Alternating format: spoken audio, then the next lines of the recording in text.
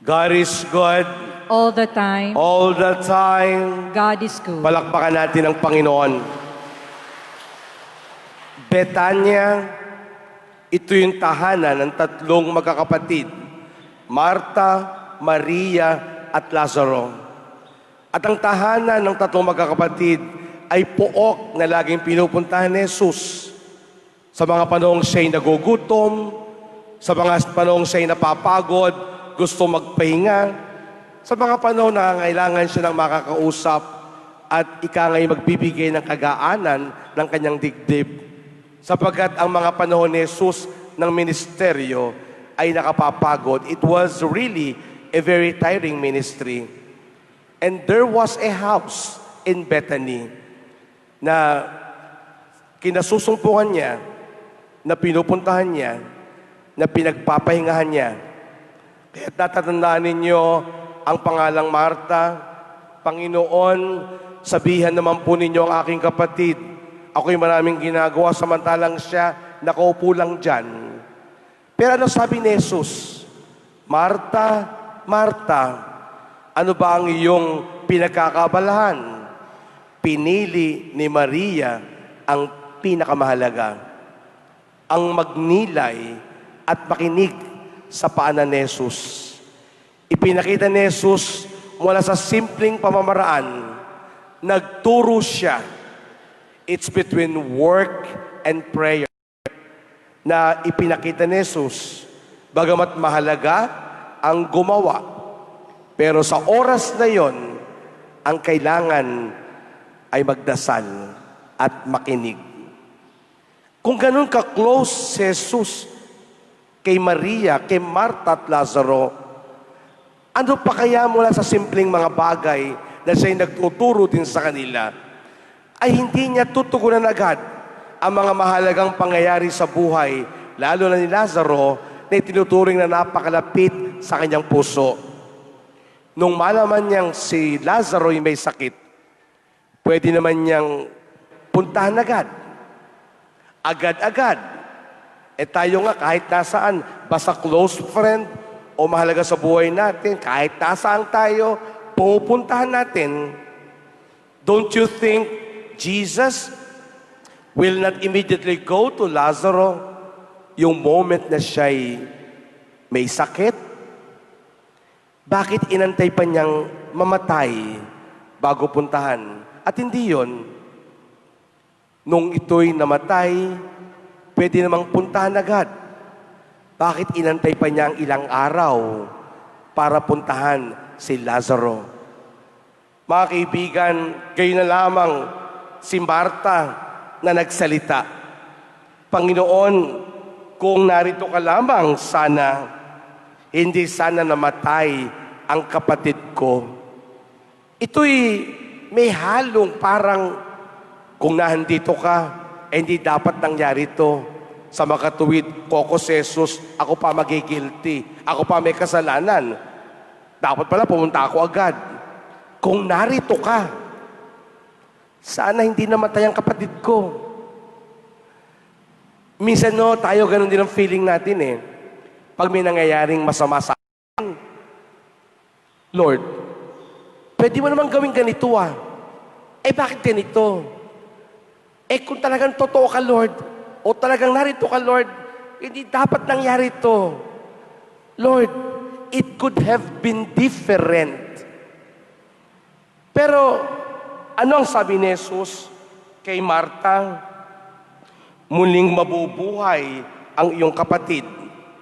Dahil sabi ni Marta, nung oras na yon, alam ko naman, Lord, kahit anong hingin mo sa Diyos, ibibigay niya sa iyo sa oras na ito. So, may halong paninisi, pero may halo ring pananalig.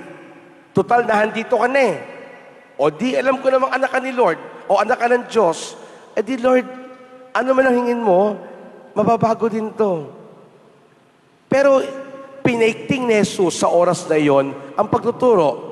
Kasi kung bakit siya hindi pumunta nung may sakit si Lazaro, kung bakit siya hindi pumunta agad-agad nang ito'y namatay, ay merong ituturo si Jesus kay Marta, kay Maria, at sa lahat ng mga taong naroroon.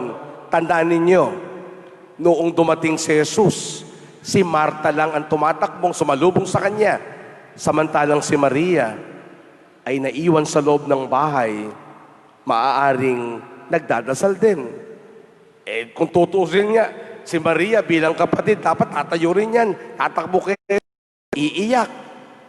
But she was also there, recollecting in silence, in meditation. Mga kaibigan, she knows in her heart na mayroong kalooban ng Diyos. At itinuturo ni Jesus ng oras na yon kay Marta. Marta, yung pinananaligan mong muling pagkabuhay ay hindi lang bubuhayin sa kanyang wakas ng panahon. Ngayon din, ipakikita ko, Panginoon.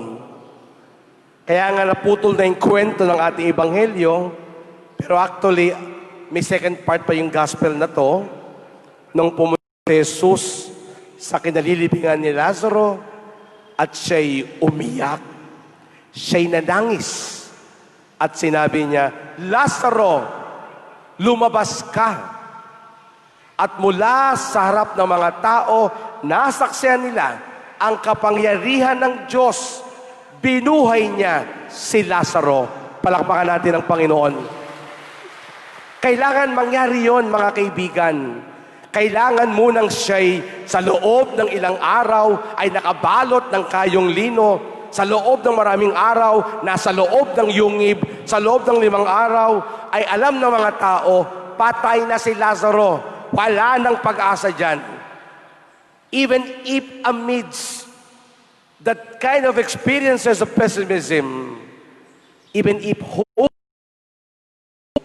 ipinakita ni Jesus ang kapangyarihan ng Diyos. It has to be this way. Pinakita ni Jesus ang kahalagahan ng muling pagkabuhay kaysa pagkamatay ng katawang lupa. Mahirap pong isipin pag tayo naroon na, mahirap harapin. Dahil tayo magpasa hanggang ngayon, ingat na ingat sa ating katawang lupa. Kaya nga tayo natatakot lumabas, natatakot tayo mamatay. Kaya tayo natatakot magtrabaho, natatakot tayo mamatay, natatakot tayo mamatay. Dahil hindi pa rin natin naiisip na kailangan mamatay para muling mapagkabuhay. Kaya ang tanong, naniniwala ka ba na mayroong pinaniniwalaan mo ba ito? Mga kaibigan, coronavirus 19 can only kill our body, but it won't kill our spirit. Kaya nga ito'y dapat magpalakas ng ating loob dahil ano ba ang kamatayan sa lupa? Ito'y walang halaga kung di mo titingnan na ito'y pintuan ng buhay sa kabila. Kaya nga ang kamatayan ang tawag, sumakabilang buhay. Sa kabila ay may buhay. At ito ang ating pangawakan. Dahil sa panahon ngayon, tinuturuan tayo muli ng Panginoon na kailangan ang pandemic na ito ay magturo sa atin ng napakahalagang aral. There is life after death. Kaya nga sa loob ng mahabang panahon, magpasa hanggang ngayon, ang pagkabuhay nila ay usap-usapan. Maraming mga tao, lalo na yung mga matatalino, ay galit na galit sapagkat si Lazaro ay mistulang patotoo sa mga himala, sa mga pangaral, sa mga pangako ni Jesus. There is life after death. Ito po'y magandang pangawakan. Mga kaibigan, huwag tayong matakot.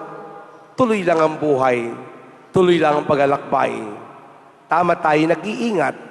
Pero tandaan po ninyo, kung tayo may mamamatay, there is life after death. Amen.